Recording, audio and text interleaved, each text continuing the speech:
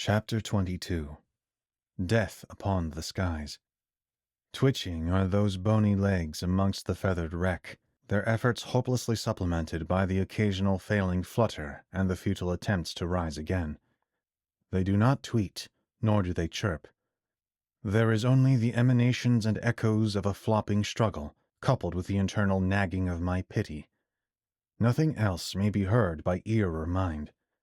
Fly again they shall not, for they cannot even mount a standing, their feet rendered as useless as their wings. The skies have been poisoned, and their natives, having drunk from the clouds, are dying. We cannot sulk, child. We shall proceed with our training deeper into the Kath. That ought stretch the little time that we have and bend it in our favor. Jai fortifies her resolve. Command, release. Turning to Saba, she expunges her command and his restriction of speech. Saba, we will begin with you. And you are to observe, absorb, and predict the outcome of his battle. Jai's commanding vigor is outstanding. In this moment she reminds me of Yindra during the heat of a mission. Fiery, yet the flames are collected and contained. They are used, not simply burning indiscriminately. However, did I hear her correctly? Did she just suggest a battle? Saba grunts aggressively. First you demean me and rob me of my movement and speech. Now you order me around as though it is of trivial effort for you to contain me again. The absence of your fright and your confidence that I dare not retaliate insults each and every drop of my coursing Tamas blood. When the ideal moment presents itself, I will kill you. I swear it on the marrow of my ancestors. A cloud of rubble and dust churns and twists around Saba. Stoked by an uncompromising strength of will and passion, my journeying ally exudes a potent and unyielding fervor, each word weighted with a murderous ire. Might I suggest that you allow me to train you before you attempt such a monumental feat? I am sure that we are both very capable of foreseeing the conclusion of a bout between us in our current standing. Jai's stark insouciance roars by her steeled self-assurance. Saba ought view her as the Omani's variant of Rilindur, at least in terms of ability if not in anything else. He may not be able to sense it, but despite her tiny framing, her reserves match that of an entire wolf pack's. And this only speaks of her stamina. We are already aware of 2 of her imposing commands. It'd serve him well to try his hand at imagining what else she may be capable of. I must intervene. The tension between the 2 is so thick that it ensnares and keeps our attentions from revisiting a much more demanding priority. Their quarrel with one another cannot be resolved here and now. Please, we no longer have the luxury to bicker over such matters. There's a greater purpose, a greater issue afoot. I plead with the both of them. However, Saba recognizes fully that the bulk of my plea is directed towards him, whereas Jai knows very well that our predicament is a dire one. She simply humors herself whilst also solidifying her dominance. Saba poses no threat to her. Saba's hostility finds the shade to cool itself within the now pacifying language of his body, forced as it may be. Yet his stare carries the weight of his blade as he fixes it to Jai's throat. Jai's glance back at him is unaltered, unbothered, and uninterested. She is thoroughly damaging his pride, coaxing and baiting it. And she does thus intentionally. Presumably, she sees his angst and anger as fuel for him to grow stronger, or perhaps she uses the opportunity so that he may learn to tame such emotions. Equanimity in the face of peril is as a well-kept shield in an era when the resources to forge such an instrument have grown scarce, and when opposing factions loom about, arrows drawn and spears prepared. When I first began my journey as a wolf, Yindra would instill the same tactics for facilitating my development. Albeit, Jai is considerably crueler, and far more vague in her execution. It is difficult to discern which avenue she aims to guide the use of his temper. Anger, I suppose, when violently wielded, can be an indiscriminate weapon, and when properly wielded, the aforementioned and much-needed shield. Shall we? Jai gestures for us to descend back into the Kath to resume our training. After some kalama, We've come to a broad clearing where the pilings of petals from the hanging forest are not cumbersome. Jai reaches into her sash and pulls a woven sack from within it. After fishing through it ever so selectively, she retrieves from it 2 seeds. Yes, they will do. A collaborative duo. She plants them into the soil before her. Smoothing the surface over and kneeling down, she touches her forehead to the dirt. Command. Re-become. A snapping sound originates from beneath the patted mud. A few seconds pass, then another snap resonates.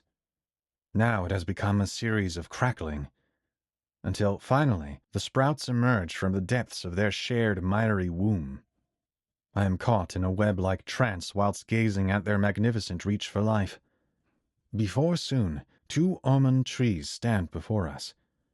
Where only minutes ago there was solely a small patch of clay and mud, the flesh and bark in their centers begin to peel outwardly as 2 freshly born Omanu are deposited from their pods in full adulthood. Their skin is pale, and the air passing them cools upon contact. How can this be?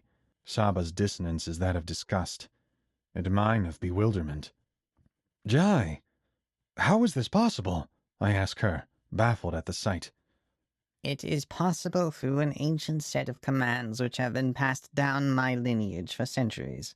My ancestors were outlier wolves belonging to a common caste, serving the realm when called upon for their special talents. They were an isolated bunch, but they were praised for their reanimation and obedience commands. We clone seedlings of the greatest minds and fiercest warriors and preserve them to defend and train our youth. In times of war, they've acted as the front lines, cushioning the number of true casualties. They are but soulless vessels that embody the techniques of those they mimic. Do not pity them for what is to transpire, and... She knew to where my mind would take this. If they are soulless, do they suffer or feel pain? Perhaps they do, but have no reaction to or perception of it. Only stimulation and sensation with no apparent sentience, then.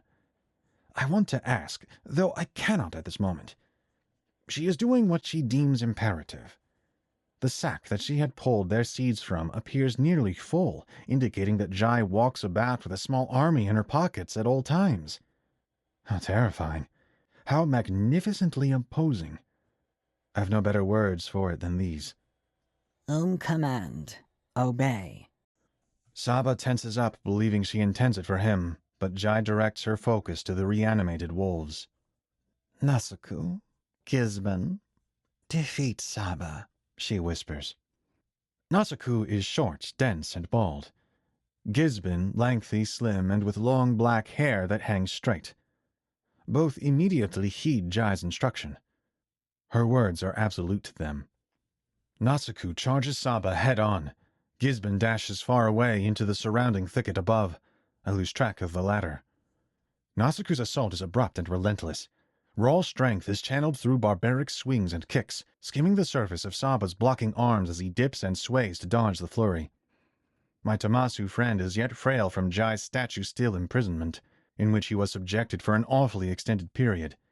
It is apparent he has yet to make a full recovery despite the bone-fixating maneuver he performed to readjust himself. He may pretend and portray well that he is new, but how can he be? What's more, he has not eaten in some time now. Has Jai already forgotten? No, she's much too calculated and fixedly premeditative for such things to slip her mind. Her training is simply rigorous and uncompromising. The reimagined wolf ultimately lands a sidekick to Saba's lower ribs, but Saba cradles the impact and grabs hold of Nasuku's assaulting leg. Visual cues in Saba's face tell of a severe pain and yet a powerful steadfastness. With all of his might, Saba swings and throws Nasuku some ama away. He immediately grips his inflicted side and brings himself to one knee. Saba's injury is definitely worsened by his present condition. Through the side of my gaze, I spot Jai smirking. A whirlwind of shining needles cut through the air, bursting from all directions out of the hanging thickets. They lock in on Saba and pursue him in a frenzied manner, taking erratic turns as they near him. This greatly complicates any estimation of where they'll strike next. Saba erects a mud dome around him to intercept the stinging invasion. I did not hear any commands uttered from Nasaku. These needles must be Gisbin's doing. The plumper of the two reclaims his footing. He is prepared to use Gisbin's attack as a decoy. Clasping his hands together, he chants in a tongue that is foreign to my ears, then dashes to Saba's fortress. Did he release a command in another language, or an older variation of ours? I think not. It was indeed Omanish. However, it was uttered in reverse. Could it be that Jai has employed a blood command in summoning these two? As dreadfully similar as this seems, a blood command would reanimate the dead. She has simply cloned the deceased, not risen them. Thus, I assure myself otherwise. Clay-forged spikes burst from the dirt as Nasaku cranks and shifts, avoiding them well. This strategy holds the highest likelihood of Saba's victory, assuming he can sustain his barrier and maintain his assault in conjunction for a prolonged duration. Nasaku is slithering his way in. His senses are acute. However, just as he rearranges his position to hammer fist Saba's dome, a final spike erupts into the sallow wolf's abdomen. At first, the illusion of Saba's triumph is convincingly evident, but when I peer closely, I see that the shard of Oma is halted from infliction and Nasaku levitates above it, unharmed. I activate my track commands to more accurately assess the situation. The culprit is revealed. Nasaku possesses two extraneous arms, unseeable and composed of By these additional limbs, he has arrested the tectonic lance that ought have pierced and killed him. Such an elusive and tamed technique makes the mysterious wolf absurdly dangerous. Especially so for someone unable to perceive the invisible limbs.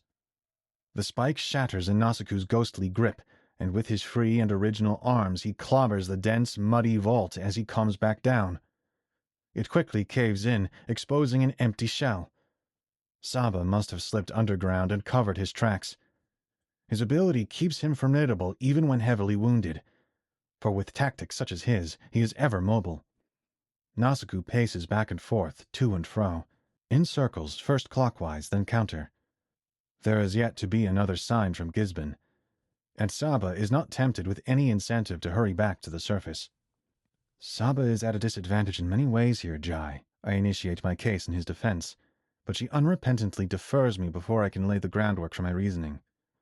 Many of which you are not aware of yourself, O naive incarnate of pariahs. With her arms crossed, she taps her index finger repeatedly against the opposite arm. Could you be upset or impatient with my understanding of the situation? Forgive me, Jai. Forgive me, teacher. I clear my throat. I figure perhaps I am taking her presence too lightly.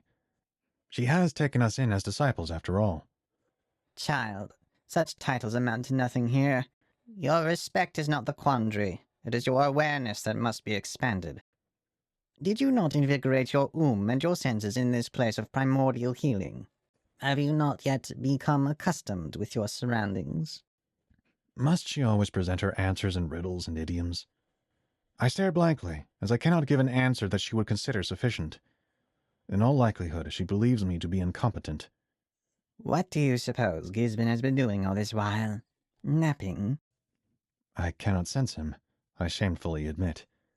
You still rely too heavily on your to supply this track command of yours. Why not borrow from the Koth's reserve, and from our eyes and ears, now that the two of you are better acquainted? She winks. In her saying this, it is as though a heavy, layered blanket is lifted from me during a groggy snooze, allowing Sa's light to vividly illuminate the day before me. It all makes sense now. I thought it did before, but now it is truly coherent. Oma blesses us with her natural vibrancy, and we ought to utilize it, otherwise it is for nothing. She continues. Heed this promise. The Koth and Oma as a whole are not ungated buffets. Take more than you need, and she will consider you a threat. Jai speaks with an experienced passion. It is clear as to why she has chosen to self-isolate in the Koth. She loves nature, she respects it, she reveres it.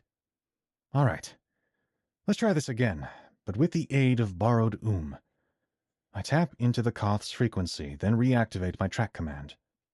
The results are immediate. The subconscious imagery of my surroundings is leagues more lucid than before. Beyond even a sonar-like awareness, I now have a live multidimensional map nested within my mind. Each tree, insect, flower, avian, fungus, mammal, and reptilian that resides anywhere within this forest has donated a portion of its awareness to me. Their faculties of sense are now my own. Nothing can be concealed from me. I am one with the Koth. Gisben has hollowed himself into a tree, and he too is using the Koth's though he is employing it as a defensive and veiling mechanism. Unlike myself, who attains the means of the whole forest, he has repurposed a single tree's to camouflage his own. Cunning. However, geyser-like eruptions of dust and rubble explode throughout the forest, ripping into the hanging tree line. Although Saba does not depend on for his sensory capabilities, he has alternative methods of detection. This ought have been obvious to the clones, as far as speculation may go when concerned with supposedly non-sentient beings, being that their opponent is of Tamas blood. Furthermore, the Omani mimics have not gauged the extent of his genetic ferocity. They, perhaps, even underestimated it. Now, as the flurry of debris and stone bursts without end, they'll have a chance to reassess him. As Nasaku scurries for shelter, Gisben is caught dead in the center of the largest eruption yet. Saba felt his presence through his vibrational extension. He had to have wondered why one tree was so much denser than the rest. A mighty good guess. Gisben's life force has been vanquished, and his corpse left in tatters. Saba did not refrain in the slightest. He at last ascends from his bunker and den. To my surprise, his left arm hangs loose, and his right ankle drags behind his crippled stumbling. His left knee is buckled straight. He does not appear to be able to bend it. In each infliction, a visible shard from Gisben's prior assault is present. I had assumed that Saba was able to defend in time, but this just means my perception is yet in need of fine-tuning, even after all of the calibrations that were already made. What are these prismatic splinters laced with? Numbing agents? Paralytic toxins? Whatsoever the case, Saba remains at a disadvantage. I wonder as to why he decided to resurface in this condition, knowing that Nasaku is yet alive and well. Saba glares at Jai before continuing his pained advance toward Nasaku. However, the reimagined impersonator is not keen on waiting for Saba to come to him. He ferociously leaps from behind the brush of toppled trees, shrubbery, and piles of sediment, tackling Saba and lifting him onto his shoulder. He runs, carrying him for some time, then flips forward, slamming his adversary into the ground as he springs back upright himself. He has brutally and effectively winded the Tamasu. My poor friend rolls onto his stomach, pulled by the curl of anguish.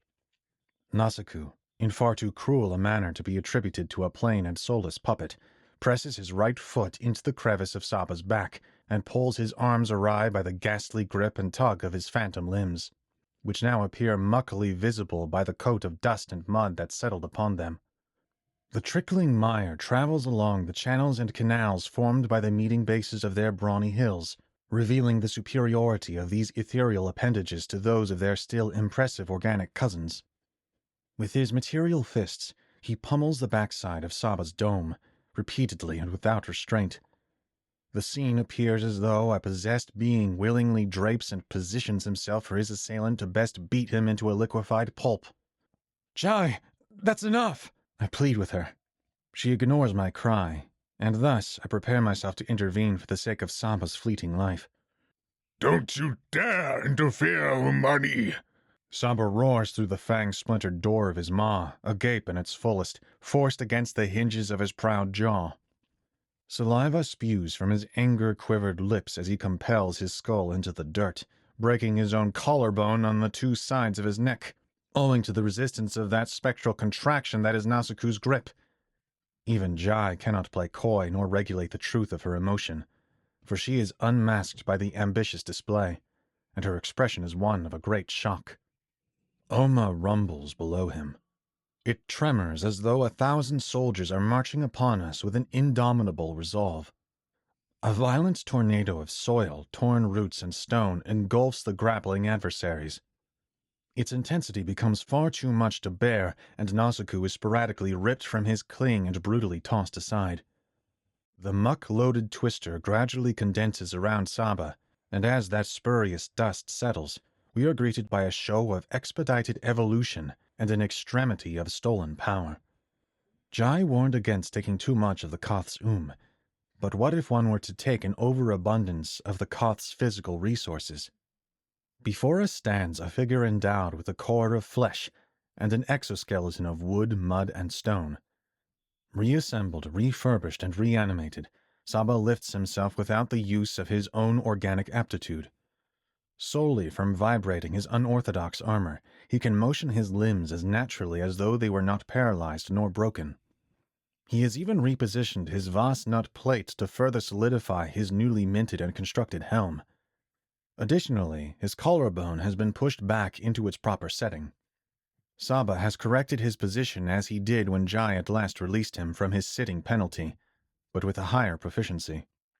In the midst of my astonishment, Nasaku employs his beastly and phantasmal clout to spear a snapped tree into Saba's sternum. Despite his great strength, it is to no avail. Saba's armor is made up of hundreds of layers of immensely compacted soil and debris. He even sifts it at the moment of impact, redirecting what would be a fatal blow to disrupt and negate its momentum. The Koth-clad warrior shifts the ground beneath Nasaku, sliding him directly into his choking grip. After some breath-clenching moments, he releases him so that the clone does not slip into unconsciousness. He intends to toy with and torment his opponent. The transformed fighter enlists a mighty squeeze upon Nasaku's arm before he could attempt to flee. Nasaku yanks and pulls but cannot budge the Tamas warrior in his hefty suit. With his free hand, Saba reaches out and pulsates the surrounding air to the point where it is confined into a transparent blade. The wind throbs about it, barely making visible the erratic shape. It hums a tune that is like a mass cluster of buzzing flyers, caged within a stick, irate and thirsting to sting. Amazingly, he has pushed himself to extraordinary new limits, and in this fight alone, he has developed two asymmetrically dynamic techniques. Nasaku fruitlessly flutters and tugs to free himself. Your maker has created you only for you to be used as an over-glorified target dummy. I will soon impose my judgment on her. You can at the very least die assured that no one will suffer the same fate as you again. Saba issues this chilling condolence to the frantic wolf. Jai has reclaimed her composure and is unmoved by the indirect threat. Just now, I can see a glimpse of fear and regret overcoming Nasaku. Did Saba's words spark some sort of emotional awakening in him? A sonic boom blares as the invisible sword vertically separates the last of the clones into a splutter of pieces.